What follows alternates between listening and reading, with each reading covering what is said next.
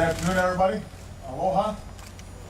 I want to begin by thanking the people of Hawaii for their extraordinary hospitality.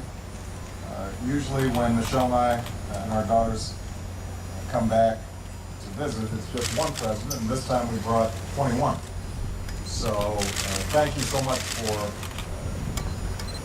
the incredible graciousness of the people of Hawaii and their patience, because I know that traffic got tied up a little bit. Now, the single greatest challenge for the United States right now, and my highest priority as president, is creating jobs and putting Americans back to work. And one of the best ways to do that is to increase our trade and exports with other nations. 95% of the world's consumers are beyond our borders. I want them to be buying goods with 3 words stamped on them: Made in America. So I've been doing everything I can to make sure that the United States is competing aggressively for the jobs and markets of the future. No region will do more to shape our long-term economic future than the Asia-Pacific region. As I've said, the United States is and always will be a Pacific nation. Many of our top trading partners are in this region. This is where we sell most of our exports, supporting some 5 million American jobs. And since this is the world's fastest growing region, the Asia-Pacific is key to achieving my goal of doubling U.S. exports, a goal, by the way, which we are on track right now to meet. And that's why I've been proud to host APEC this year. It's been a chance to help lead the way towards a more seamless regional economy with more trade, more exports, and more jobs for our people. I'm pleased that we've made progress in 3 very important areas. First, we agreed to a series of steps that will increase trade and bring our economies even closer. We agreed to a new set of principles on innovation to encourage the entrepreneurship that creates new businesses and new industries. With simplified customs and exemptions from certain tariffs, we'll encourage more businesses to engage in more trade. And that includes our small businesses, which account for the vast majority of the companies in our economies. We agreed to a new initiative that will make it easier and faster for people to travel and conduct business across the region.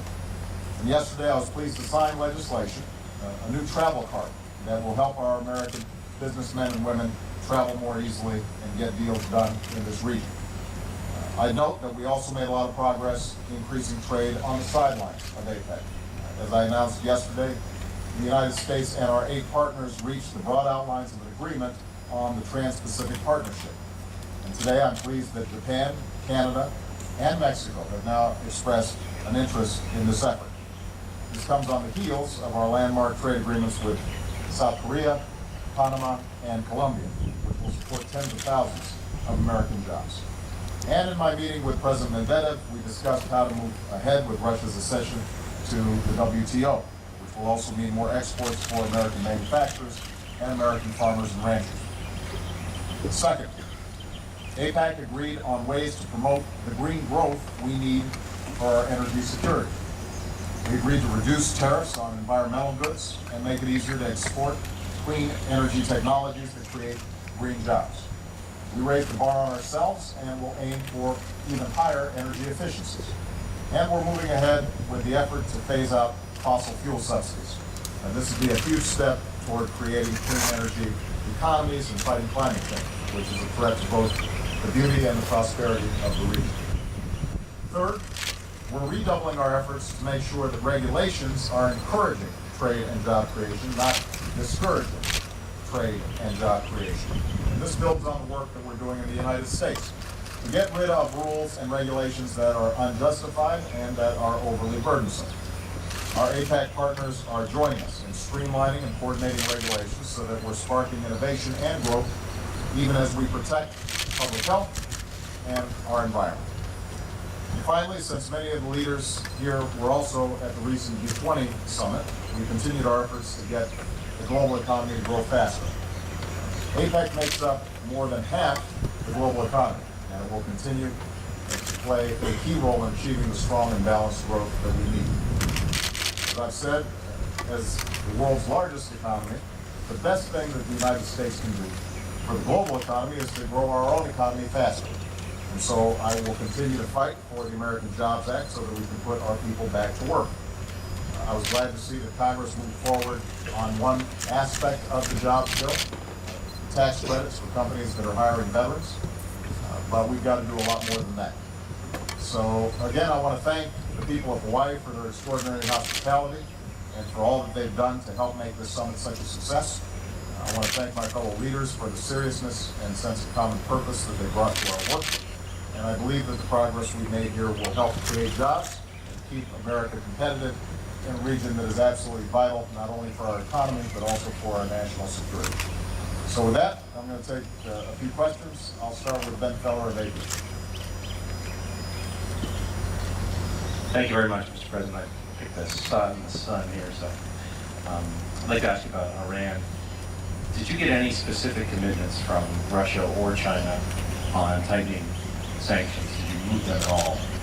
And do you fear the world is running out of options short of military intervention to keep Iran from getting nuclear weapons?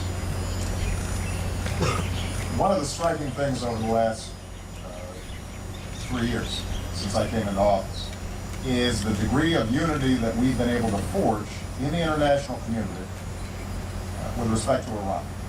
And when I came into office, the world was divided and Iran was unified around its nuclear program.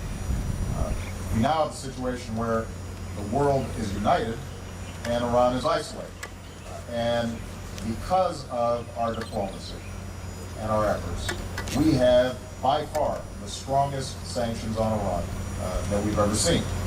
And China and Russia were critical to making that happen. Had they not been willing to support those efforts in the United Nations, we would not be able to see the kind of progress that we've made. And they're having an impact. All our intelligence indicates that Iran's economy is suffering as a consequence of this. And we're also seeing that Iran's influence in the region has ebbed, in part because their approach to repression inside of Iran is contrary to the Arab Spring that has been sweeping the Middle East. So we are in a much stronger position now than we were 2 or 3 years ago with respect to Iran. Having said that, the recent IAEA report indicates what we already knew, which is although Iran does not possess a nuclear weapon and is technically still allowing IAEA observers into their country, that they are engaging in a series of practices that are contrary to their international obligations and their IAEA obligations. And that's what the IAEA report indicated. So what I did was to speak with President Medvedev as well as President Hu, and all three of us entirely agree on the objective, which is making sure that Iran does not weaponize nuclear power and that we don't trigger a nuclear arms race in the region. That's in the interests of all of us. In terms of how we move forward, we will be consulting with them carefully over the next several weeks to look at what other options we have available to us. The sanctions have enormous bite and enormous scope, and we're building off the platform that has already been established. The question is, are there additional measures that we can take? And we're going to explore every avenue to see if we can solve this issue diplomatically. I have said repeatedly, and I will say today, we are not taking any options off the table because it's my firm belief that Iran with a nuclear weapon would pose a security threat not only to the region but also to the United States. But our strong preference is to have Iran meet its international obligations, negotiate diplomatically to allow them to have peaceful use of nuclear energy in accordance with international law, but at the same time forswear weaponization of nuclear power. So we're going to keep on pushing on that, and China and Russia have the same aims, the same objectives, and I believe that we'll continue to cooperate and collaborate closely on that issue. Dan Logan.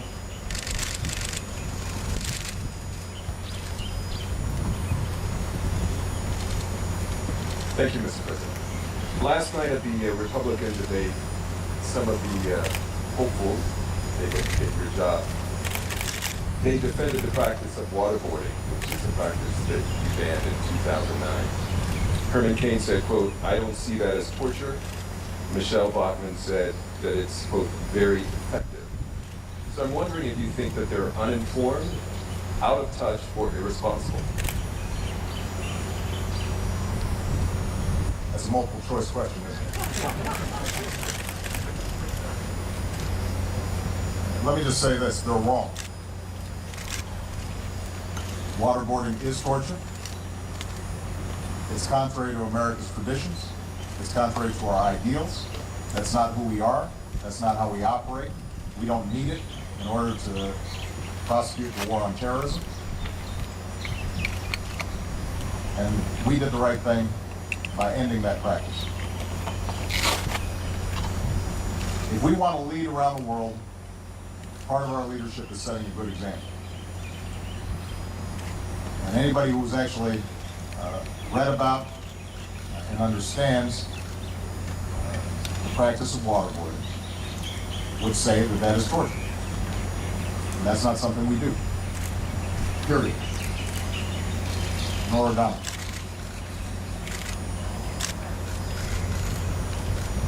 Thank you, Mr. President. If I could continue on that, the Republicans did have a debate on CBS last night. A lot of it was about foreign policy, and they were very critical of your record. That's shocking.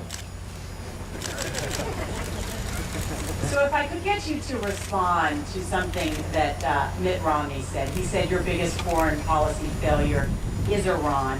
He said that if you are reelected, Iran will have a nuclear weapon. Is Mitt Romney wrong? So I am going to make a practice of not commenting on whatever is said in Republican debates until they've got an actual nominee. But as I indicated to Ben in the earlier question,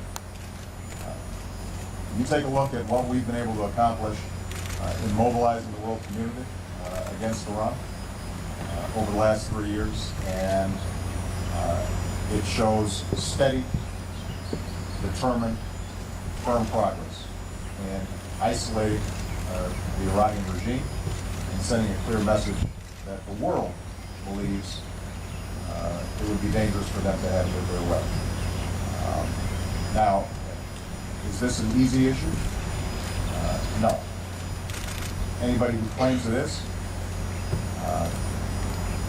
either politicking or doesn't know what they're talking about. But I think not only the world, but the Iranian regime understands very clearly how determined we are to prevent not only a nuclear Iran, but also a nuclear arms race in the region. And a violation of non-proliferation norms that would have implications around the world, including in the Asia-Pacific region, where we have similar problems with North Korea.